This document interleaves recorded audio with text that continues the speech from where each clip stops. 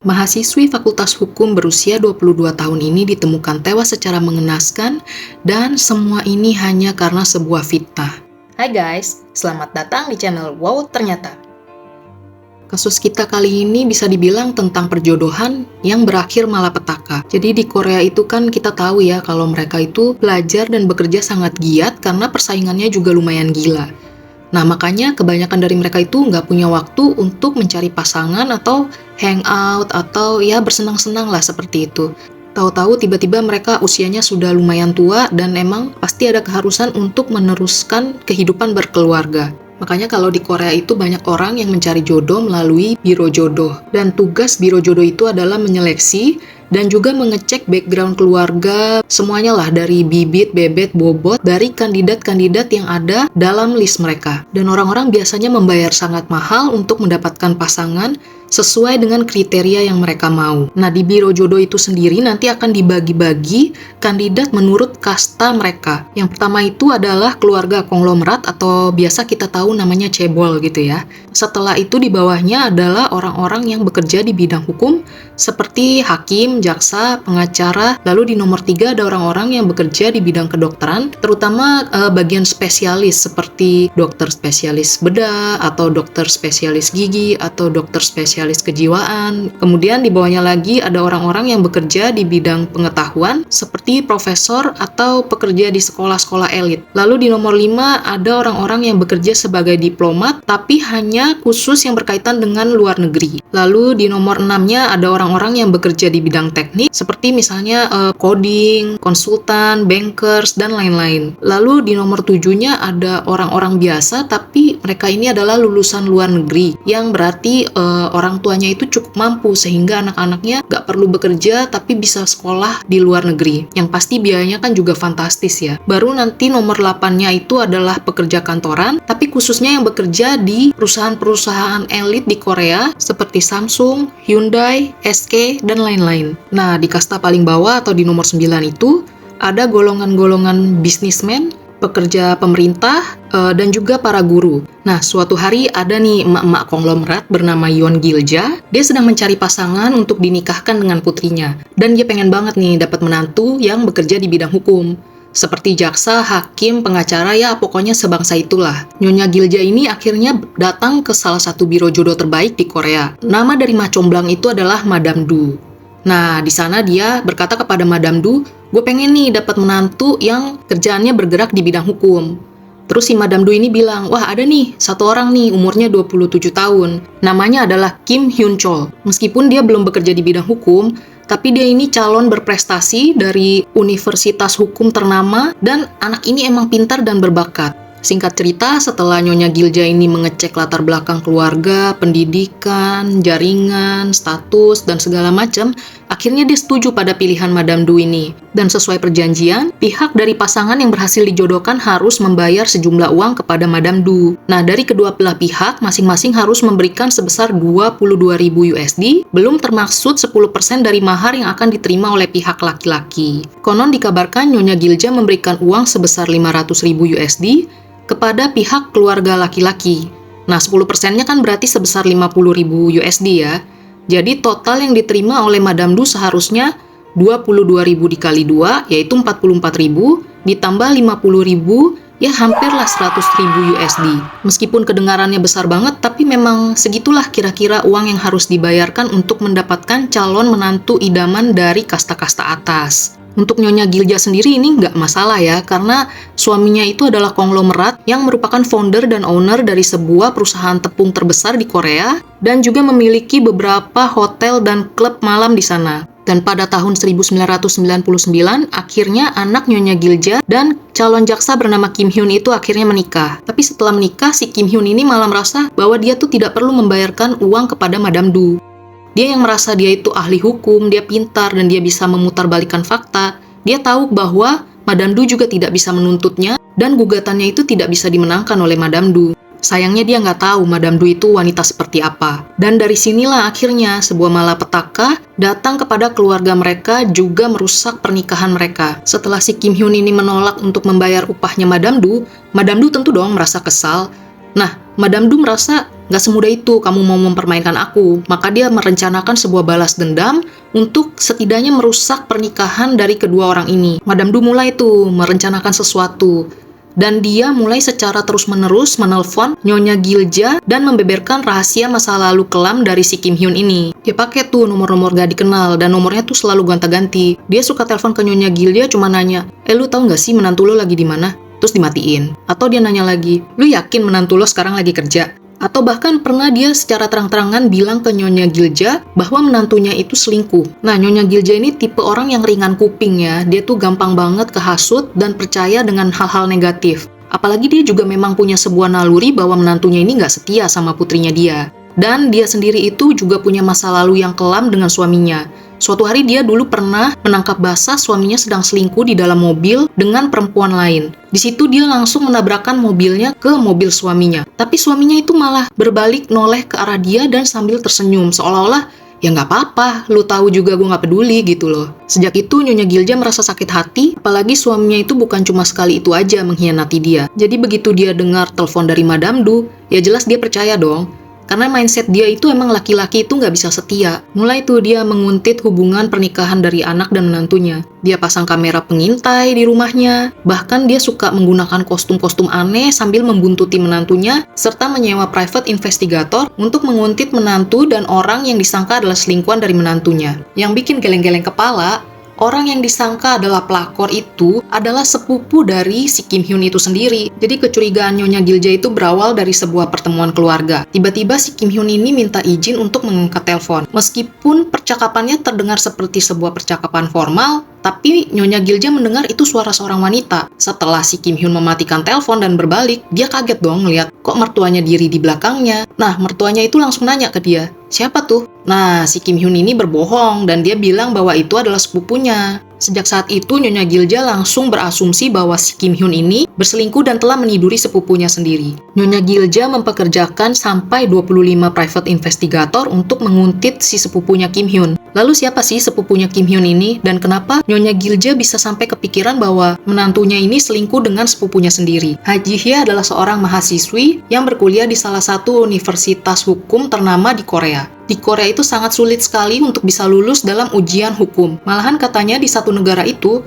setiap tahun cuma ada 55 orang aja yang bisa lulus. Oleh karena itulah Ha Ji-hye belajar dengan sangat giat. Dia tiap hari kegiatannya cuma ya belajar, pulang ke rumah, tidur, belajar lagi. Ya seperti itulah kegiatan dia sehari-hari. Dan memang benar Ji-hye ini pernah menelpon si Kim Hyun sebanyak 2 kali. Itu pun cuma sebatas menanyakan saran, karena kan si Kim Hyun ini hitungannya senior di bidang hukum. Biasanya itu setiap pagi-pagi buta dia udah pergi keluar untuk pergi ke perpustakaan, terus belajar seharian di sana, lalu pulang lagi ke rumah. Begitu terus kegiatan dia dilakukan berulang-ulang setiap harinya. Orang yang disewa Nyonya Gilja itu juga sampai bosen, karena mereka cuma ngebuntutin seorang mahasiswa yang kegiatannya cuma belajar, dan belajar. Dan mereka melaporkan kepada Nyonya Gilja bahwa mereka sama sekali tidak pernah menemukan si Ji-hye ini bertemu dengan menantu dari Nyonya Gilja. Tapi si Nyonya Gilja ini nggak percaya.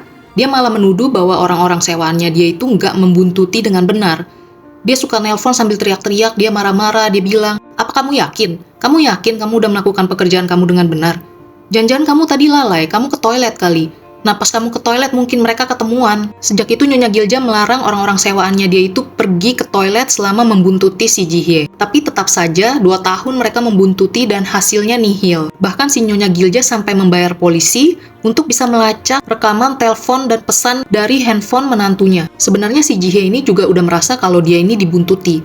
Suatu hari pernah dia ngerasa kok kayaknya ada orang yang ngebuntutin dia terus. Lalu dia memikirkan sebuah strategi untuk menjebak mereka.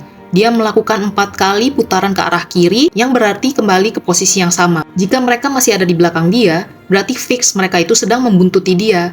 Dan benar aja, setelah 4 kali belokan ke arah kiri, Ji-hye mendapati 2 orang itu masih ada di belakang dia. Ya udah, si Ji-hye langsung nyamperin dan bertanya secara terus terang, apa kalian membuntuti saya? Lalu, kedua orang itu langsung terbata-bata dan pergi, kabur begitu aja. Orang tua Ji-hye juga sering menerima telepon yang menanyakan keberadaan Ji-hye. Bahkan teman-temannya juga mendapatkan telepon aneh yang meminta mereka untuk memberitahukan nomor handphone Ji-hye kepadanya. Suatu hari, telepon di rumah Ji-hye berbunyi lagi. Tapi ternyata kali ini Kim Hyun lah yang menelpon mereka. Pada saat itu orang tua Ji-hye yang mengangkat telepon. Lalu Kim Hyun bertanya kepada mereka, Paman, Bibi, apakah belakangan ini kalian melakukan trip ke Jepang? Nah, terus orang tuanya Jihye merasa aneh dong. Kok kamu tahu? Soalnya orang tua Jihye ini tidak memberitahukan siapapun tentang perjalanan mereka. Bahkan juga tidak memberitahukan hal ini kepada orang tua Kim Hyun. Jadi mereka merasa aneh, kok si Kim Hyun bisa tahu? Lalu si Kim Hyun menjawab bahwa dia mengetahui hal ini dari mertuanya. Makin bingung lah orang tua Jihye, kok mertuanya Kim Hyun bisa tahu kalau mereka pergi ke Jepang? Dan di sanalah si Kim Hyun akhirnya memberi peringatan kepada keluarga Jihye bahwa sepertinya mertuanya ini sedang menguntit mereka. Sepertinya Nyonya Gilja merasa curiga atas hubungannya dengan si Jihye. Papanya Jihye langsung sadar, oh ternyata berarti orang yang menelpon mereka selama ini adalah Nyonya Gilja. Dan juga mungkin orang yang membuntuti Jihye itu adalah orang suruhannya Nyonya Gilja. Papanya Jihye langsung meminta si Kim Hyun untuk memberitahu kepada mertuanya bahwa tidak mungkin ada hubungan perselingkuhan karena mereka ini adalah sepupu. Meskipun statusnya mereka ini hanya sepupu tiri ya. Tapi si Kim Hyun ini terang-terangan menolak. Dia bilang kepada pamannya, "Paman, kamu tahulah mertuaku seperti apa. Mana mungkin dia mau percaya kepada omonganku ini." Sebenarnya mungkin alasan Kim Hyun tidak mau memberitahu mertuanya adalah karena masalah uang.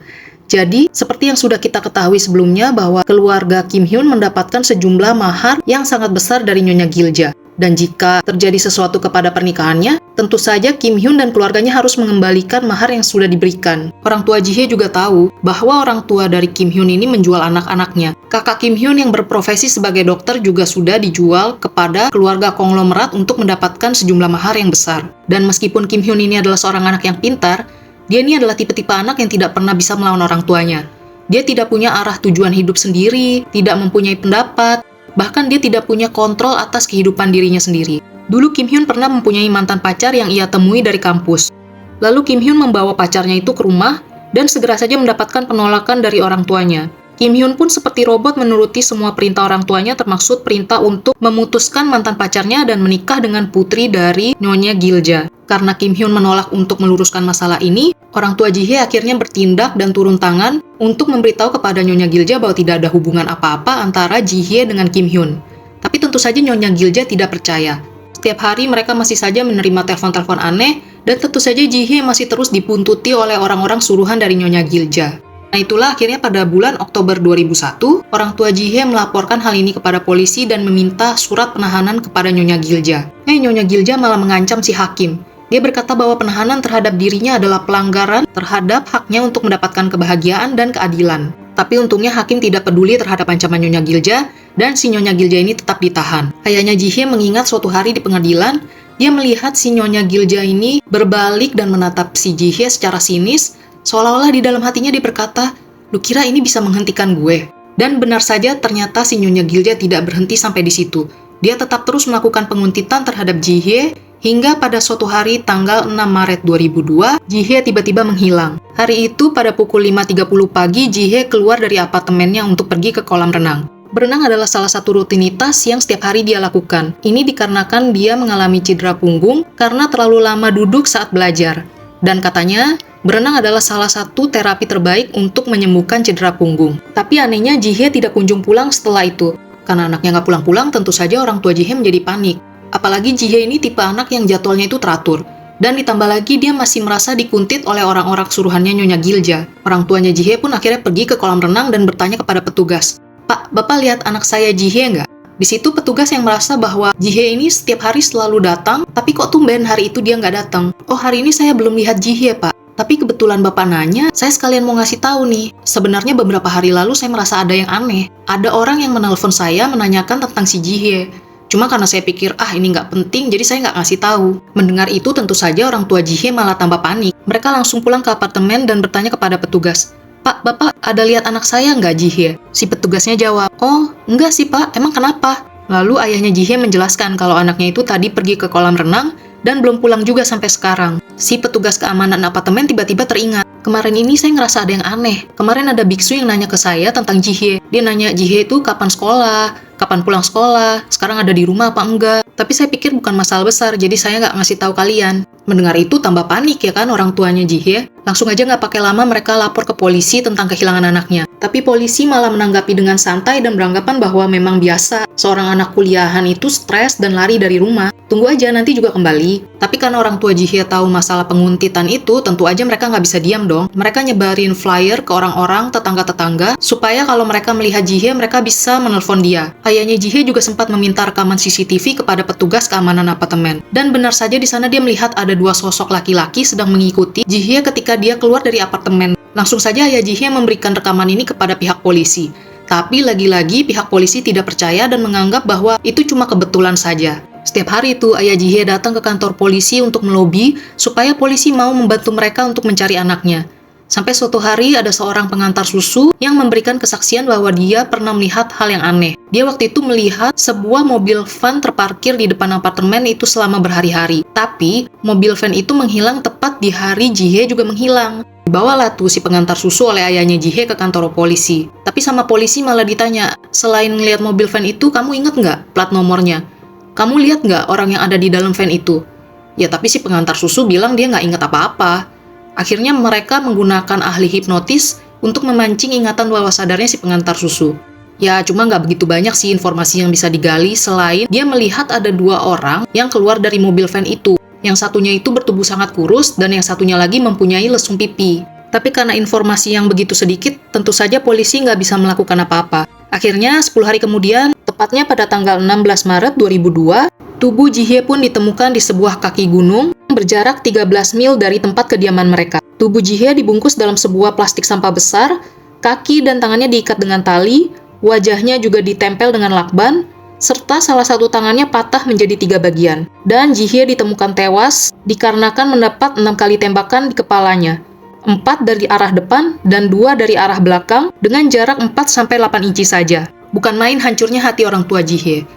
Dan masyarakat juga menjadi geger karena berita tentang penemuan sebuah jasad mahasiswi yang diakibatkan oleh luka tembak. Di Korea itu tidak mudah untuk bisa mempunyai senapan. Apalagi fakta bahwa ternyata Jihye ditemukan meninggal akibat tembakan dari airsoft gun. Ini lebih sulit lagi untuk dimiliki di Korea.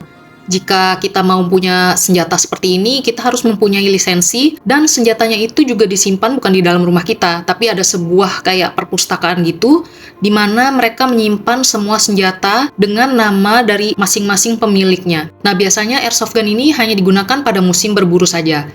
Jadi waktu musim berburu, mereka akan datang dan mengambil senjata itu, dan setelah selesai mereka harus kembaliin lagi. Dikatakan bahwa hanya sekitar 0,2% saja dari masyarakat Korea yang mempunyai senapan, sehingga sangat mudah bagi pihak kepolisian untuk melacak siapa pemilik dari airsoft gun ini. Waktu orang tua Jihye melihat tubuh anaknya di kamar mayat, salah satu mata Jihye terbuka seolah-olah mengisyaratkan bahwa dia tidak akan bisa beristirahat dengan tenang sampai dia mendapatkan keadilan. Ayah Jihye pun menutup mata anaknya dan berbisik, "Tutuplah matamu dan beristirahatlah. Serahkanlah sisanya padaku dan aku berjanji bahwa aku akan mendapatkan keadilan untukmu sampai nafas terakhirku."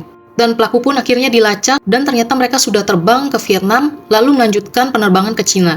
Ayah Jihye bahkan melibatkan Interpol dan juga komunitas lokal Korea untuk membantu dia untuk melacak keberadaan dari para pelaku ini. Setiap hari, ayahnya Jihye menerima banyak telepon yang mengatakan bahwa mereka sempat melihat si pelaku di berbagai negara. Tapi saking licinnya sang pelaku ini, setiap kali mereka menghampiri lokasi keberadaan pelaku, ternyata pelaku sudah pindah ke tempat lain. Setelah memakan waktu selama 4 tahun, akhirnya polisi berhasil melacak dan menemukan para pelaku. Pelaku pun dengan cepat memberitahu bahwa mereka hanyalah orang suruhan yang dibayar oleh Nyonya Gilja. Jadi salah satu dari 2 orang pelaku ini adalah sepupu dari Nyonya Gilja sendiri. Nyonya Gilja yang udah merasa frustasi karena private investigator yang dia sewa nggak menemukan hasil apapun, dan dia udah nggak percaya lagi pada siapa-siapa, akhirnya dia meminta sepupunya yang memang sudah dipekerjakan sebagai sopir untuk membantu dia menguntit dan menghilangkan nyawa dari Haji Hye. Dan sepupu dari Nyonya Gilja ini membawa 1 orang lagi untuk membantu dia melancarkan aksinya. Menurut pengakuan dari sepupu Nyonya Gilja ini, sebenarnya dia juga sudah sempat menolak dan menyarankan hal lain untuk dilakukan karena untuk apa sih membunuh seorang mahasiswi, apalagi tidak ditemukan bukti sama sekali bahwa Jihye telah berselingkuh dengan menantu dari Nyonya Gilja. Tapi Nyonya Gilja ini tetap ngotot dan dia yakin bahwa si Jihye ini adalah pelakor. Dan satu-satunya cara menurut Nyonya Gilja untuk menyudahi perselingkuhan antara menantunya dengan si Jihye ini adalah dengan melenyapkan nyawa Jihye. Pada tanggal 6 itu, waktu si Jihye keluar pada pukul 5.30 pagi, dua orang penguntit ini kemudian menculik Jihye dan memasukkan dia ke dalam mobilnya. Lalu mereka memukulinya dan menutup mukanya dengan lakban, supaya si Jihye ini tidak berteriak. Kemudian para pelaku membawa Jihye ke gunung Gyeomdansan dan membaringkan korban di tanah lalu memukulinya lagi sampai si Jihye ini tidak dapat melawan. Kemudian akhirnya pelaku menembak kepala dan wajah Jihye 4 kali dari depan dan 2 kali dari belakang. Padahal ya sebenarnya Jihye udah sempat memohon kepada para pelaku dan dia bilang bahwa orang tuanya juga sanggup untuk membayar tebusan sebesar $700.000 kepada mereka. Tapi mereka menolaknya dan tetap melakukan eksekusi. Karena menurut pelaku, selain mereka takut kalau Jihye akan melaporkan mereka kepada polisi, mereka juga takut akan kekuasaan dari Nyonya Gilja. Mereka yakin Nyonya Gilja ini bakal mengeksekusi mereka dan keluarga mereka kalau mereka berkhianat dan malah membebaskan si Jihye. Pukul 6:10 pagi, tepatnya 40 menit setelah ia diculik, jenazah Jihye akhirnya dikuburkan dalam karung beras, kemudian ditutupi dengan tanah. Setelah itu, pelaku turun gunung dan sekitar jam 9 pagi mereka memberitahu Nyonya Gilja bahwa produknya telah terjual. Nah, itu merupakan kode yang menandakan bahwa Jihye sudah berhasil dieksekusi. Kemudian Nyonya Gilja menyuruh mereka segera melarikan diri ke Vietnam. Setelah para pelaku berhasil diamankan dan mereka mengatakan bahwa Nyonya Gilja adalah otak dari semua ini, Nyonya Gilja tetap saja menolak semua tuduhan itu dan dia meng-hire para pengacara terbaik di Korea. Tentu saja orang tua Jihye merasa sudah tidak ada harapan, karena orang-orang ini pasti bisa membebaskan Nyonya Gilja dari semua tuntutan. Karena itulah ayah Jihye membuat rencana dia sendiri. Dia pengen membunuh si Nyonya Gilja dengan tangan dia sendiri. Setiap hari ayah Jihye berlatih di dapur dengan melemparkan ballpoint dan sumpit ke arah tembok. Dia melemparkan dengan sekuat tenaga dari jarak 12 kaki dan berharap lemparannya itu bisa menembus sampai ke tembok. Jadi nanti kalau dia bisa melempar ke arah mata Nyonya Gilja, maka ballpointnya itu bisa menembus sampai ke otaknya. Tapi hari demi hari di pengadilan, ayah Jihye merasa kok ada yang aneh. Si Nyonya Gilja ini kayak orang gila. Dia teriak-teriak terus di pengadilan. Dia maki-maki hakim, dia maki-maki jaksa, bahkan dia juga memaki-maki pengacara dia sendiri. Dan pengacaranya juga nggak kalah aneh. Padahal ini kan merupakan pengacara top ya di negara itu. Tapi setiap kali mereka memanggil Nyonya Gilja, mereka malah memberikan pertanyaan-pertanyaan yang menyudutkan dan bikin si Nyonya Gilja ini naik darah. Beberapa pengamat berspekulasi bahwa mungkin ini strategi dari pihak pengacaranya Nyonya Gilja supaya Nyonya Gilja ini disangka tidak waras dan mendapatkan pengurangan hukuman. Tapi ada juga yang berspekulasi bahwa sebenarnya mungkin yang membayar pengacara ini bukanlah Nyonya Gilja melainkan suaminya. Dan suaminya ini memang sengaja membuat si Nyonya Gilja ini tidak bisa bebas dari tuntutan dan mendapatkan hukuman yang berat, supaya dia bisa terbebas dari wanita gila yang selama ini menjadi istrinya, dan dia bisa meneruskan perselingkuhannya dengan aman. Akhirnya Nyonya Gilja dan 2 eksekutornya dijatuhi hukuman penjara seumur hidup. Kalau kalian kira ini udah happy ending, belum saudara. 2 tahun kemudian, Nyonya Gilja dibebaskan dan dijatuhi masa percobaan oleh karena alasan kesehatan. Jadi meskipun bukan secara teknik dia bebas, tapi Nyonya Gilja mendapatkan kebebasan dan dirawat di rumah sakit karena dia mencantumkan 12 penyakit palsu yang diantaranya adalah kanker payudara, sindrom Parkinson, diabetes, asma, depresi, insomnia, dan katarak. Di sana dia diperlakukan seperti seorang pasien di rumah sakit penjara dengan memiliki kamar VIP suite, bahkan dia bisa datang dan pergi sesuka hati dia. Tapi karena rumah sakit itu memang punya banyak kasus, dan akhirnya juga para wartawan berhasil meliput tentang kejadian ini, kasus ini kan jadi geger. Akhirnya rumah sakit itu pun ketahuan dan ditutup. Karena itulah akhirnya Nyonya Gilja kembali ke penjara.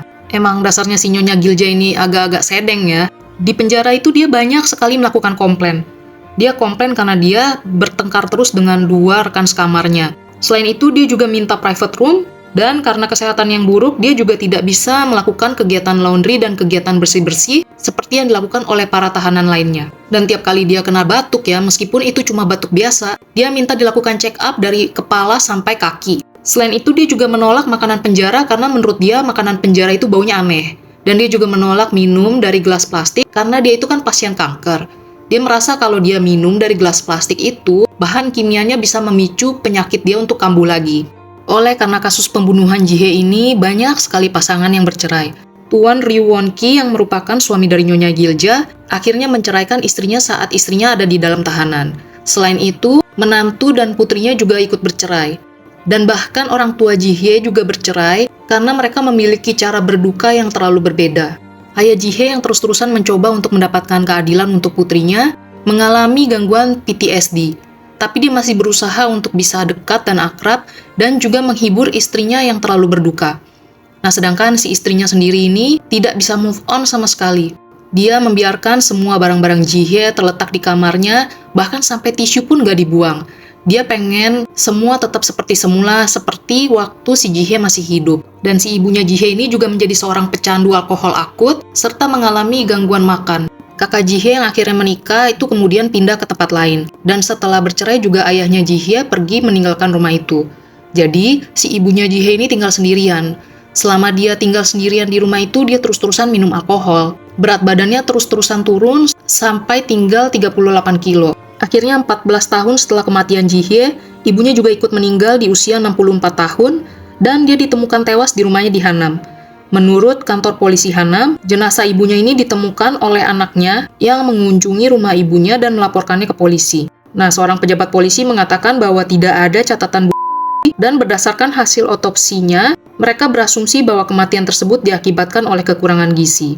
Ibunya Ji-hye ini kan tingginya 165 cm ya, jadi kalau dia beratnya cuma 38 berarti kan sangat kurus sekali. Ibunya ini terus-terusan berduka sampai-sampai dia tuh menolak untuk makan, makanya dia bisa sampai kurus dan kekurangan gizi, dan akhirnya pun meninggal dunia. Ayah Ji-hye sendiri akhirnya didiagnosis kanker. Tapi ayahnya Ji-hye berkata bahwa ini adalah hukuman yang pantas dia terima akibat kelalaiannya dalam melindungi istri dan putrinya. Ji-hye pernah menuliskan sebuah puisi untuk ibunya. Ibu, ada cinta di ujung jarimu.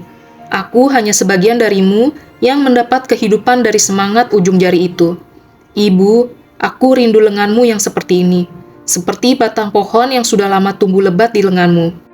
Bintang di langit bersinar luar biasa terang menatapku, seakan mereka mengetahui isi hatimu. Ibu, ibu. Jadi begitulah guys, akhir dari kisah tragis yang dialami oleh seorang mahasiswi yang disangka berselingkuh dengan seorang menantu dari konglomerat. Bagaimana menurut kalian? Apakah hukuman yang didapatkan oleh Nyonya Gilja itu sudah pantas? Jangan lupa subscribe kalau kalian suka dengan cerita ini, dan nyalakan lonceng notifikasinya supaya kalian gak ketinggalan video-video selanjutnya. Komen juga kasus apa yang ingin kalian bahas di video-video selanjutnya ya. Terima kasih sudah menonton dan sampai jumpa lagi.